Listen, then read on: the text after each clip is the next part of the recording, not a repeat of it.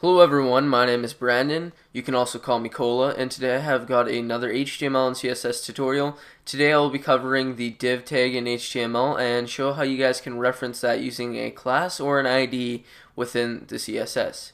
Now I know this has been a long-awaited tutorial, and I ask that you please pay attention to this because this will help you in the future for sure. Your understanding now will pretty much affect you in the future. But don't worry about it. Don't stress it too hard if you don't understand it at the start. Later on, if I didn't go in depth, go and Google it if you need to. Alright, so I've got my index.html and style.css. They are within the same folder on my computer. So I have my website loaded already. And if anyone's curious on how I did that so quickly on Mac, it's Command Tab. And if I just hold it, then I can go through, but you have to have both of them open, so just it's nice and easy for Mac. Okay, so you need to have your style sheet linked. So let's create a div for our welcome all. As you can see, we have nothing applied to welcome all, so let's add a div, starting element of div, and then have a closing element of div. Now you could have this all in line together, but I'm just going to do it like this. Now you have a div and you're going to reload the page. Oh, nothing's working. What is this? So here's what you need to do. You need to specify either a class or an ID. So here's the thing. With a class, so many books and people say it's so much information that you don't need to know.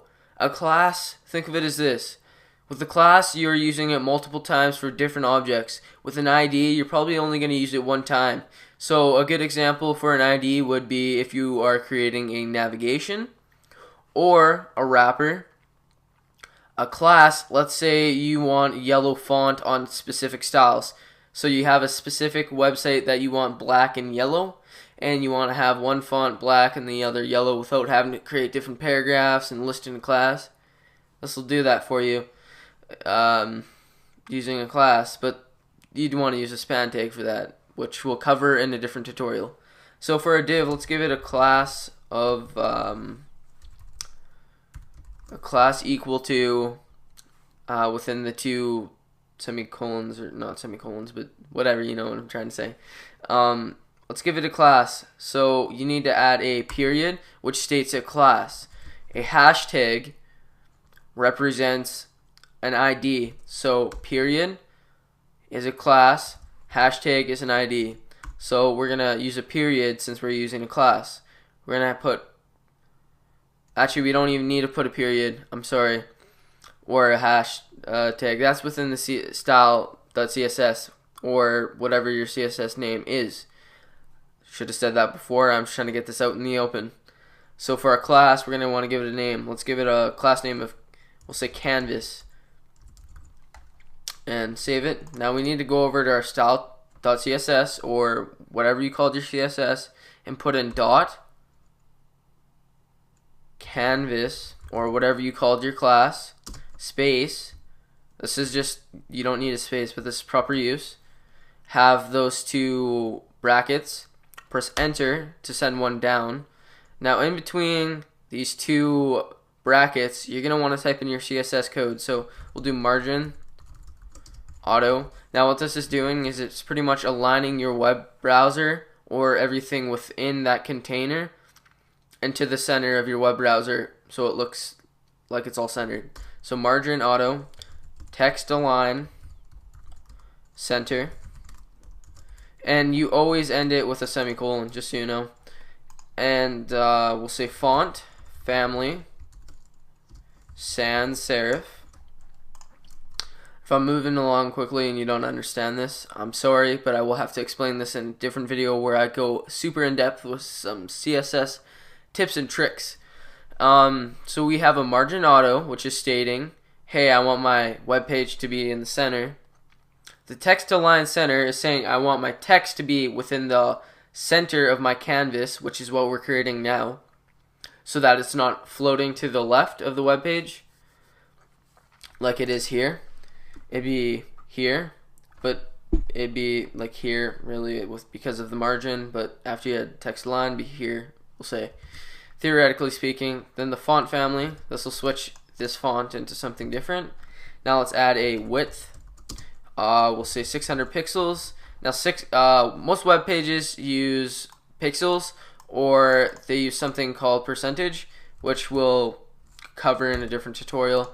So we could do width 60%, and that's if you want people to be able to resize your browser and it looks good no matter what, like anything. So we'll have 600 pixels, and we'll have a height of, we'll say, 500 pixels, and we'll have a font size of 60 pixels.